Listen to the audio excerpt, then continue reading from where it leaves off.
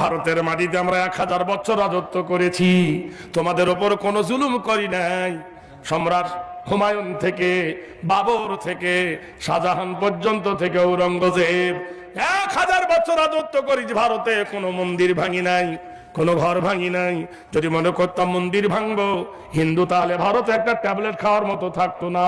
কিন্তু 1000 বছরের মধ্যে কোনো হিন্দুর ওপরে জুলুম হয়নি, কোনো মন্দির ভাঙিনি। গয়া, কাশী, মথুরা, বৃন্দাবন, ঢাকেশ্বরী, কীটেশ্বরী মুসলমানদের অবদান।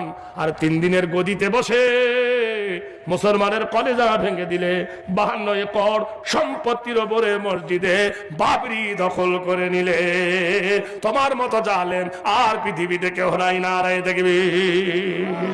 যেমন শুনেছিলাম মিশরের ফেরাউন, তুমি হলে ভারতের ফেরাউন। জেনে রেখে দিও সেদিন আর নাই বেশি বাকি, সেদিন আর নাই বেশি বাকি। কিছু দূর আগে গেলে মিলবে কোনো একদিন এদেশের আকাশে কলেমার পতাকা উড়বে। জোরে বলুন সুবহানাল্লাহ, জোরে বলুন আলহামদুলিল্লাহ। ভাইরা আমার, ভয় করো না বন্ধু, আগিয়ে চলুন বীর মুজাহিদ। Come to the point. আমাদের সরকার বলে নে রে ঘাত ধরে দেব তেরে, আমাদের নাকি তেড়ে দেবে। তো দিবি তো দে। আমরা যখন যাব আমাদের মালগুলো দিয়ে দে। বলে তোমাদের মাল হলো কি? মুসলমানদের একটা কবর আছে, সেই কবরটার নাম হলো তাজমহল। কি নাম? জোরে কান না, ওটা কবর নাকি? মমতাজের শাহজাহানের কবর তাজমহলের ভিতরে। ওখান থেকে মাসিক ইনকাম হয় 6 কোটি টাকা। 6 কোটি টাকা যদি মাসে হয়, বছরে কত? 6 বারং 72 কোটি টাকা। তাহলে 700 বছর থেকে এই পর্যন্ত প্রতি বছরে যদি 72 কোটি টাকা হয়, এই পর্যন্ত 1000 কোটি টাকা হবে ভোট প্রাইজ ব্যাগ।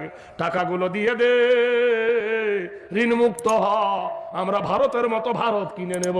নারায়ে তাকবীর। শুধু তাজমহল নয়, মুসলমানদের একটা মিনার আছে, মিনারের নাম হলো কুতুব মিনার। কুতুবউদ্দিন বখতিয়ার খিলজি। এটা রামনারায়ণের না মুসলমানের? এই চিল্লায় কোন একবার না, ভয় লাগছে আপনাদের? কুতুব মিনারটা কার?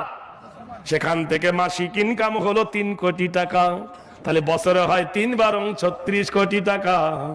তাহলে 600 বছর থেকে 6 বছর থেকে 600 বছর থেকে এ পর্যন্ত 2021 বছর, 2100 বছর।